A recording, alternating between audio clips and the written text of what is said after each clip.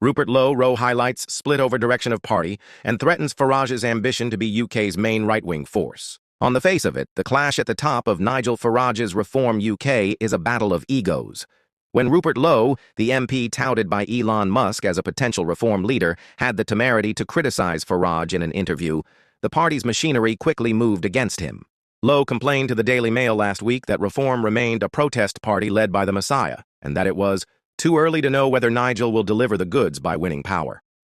The next day, the party announced that Lowe had had the whip suspended over bullying complaints involving 2 female members of staff and been reported to the police for violent threats against the party chair, Zia Yusuf.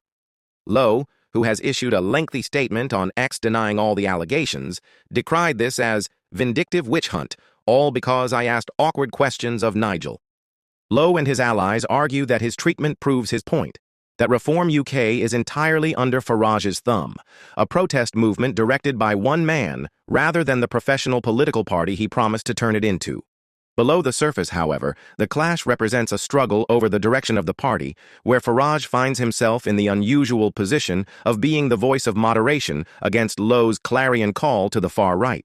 The split between them was brought to the surface earlier this year by Musk, who has repeatedly expressed support for Reform UK, and the far-right agitator and convicted criminal Tommy Robinson. Frustrated by Farage's refusal to welcome Robinson into the fold, Musk declared in January that Farage doesn't have what it takes to lead the party, and appeared to endorse Lowe to take over instead.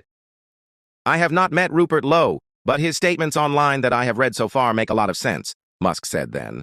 Those statements from Lowe have grown in volume since Musk's endorsement, which propelled the relatively unknown MP to prominence among the alt-right community on X. On several issues, he has tacked to the right of Farage. Last month, Lowe said that while Robinson was not right for reform, he deserved to be given the credit for the things that he's done.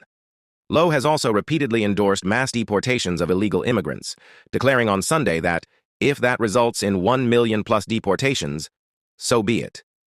Farage, by contrast, has said it is a political impossibility to deport hundreds of thousands of people. If I say I support mass deportations, that's all anybody will talk about for the next 20 years. So it's pointless even going there, he told GB News in September. Farage has long maintained that to adopt far-right positions or embrace figures such as Robinson is to give up any hope of wide public appeal. Since picking up 14.3% of the vote and 5 seats in the last election, more than the Liberal Democrats' 12.2%, which translated to 72 seats, he has embarked on a mission to supplant the Conservatives as the main right-wing party. Lowe's views and attacks on Farage's leadership represent a threat to that ambition, a threat that would be dealt with by excising him from reform. All indications so far suggest that other senior party figures, including Yusuf, the deputy leader, Richard Tice, and the chief whip, Lee Anderson, are loyal to Farage and willing to back him in this endeavor. James McMurdoch, the 5th Reform MP, has yet to wade in.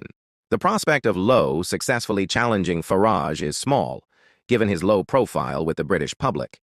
But his protestations of a witch hunt have the potential to cause a serious headache.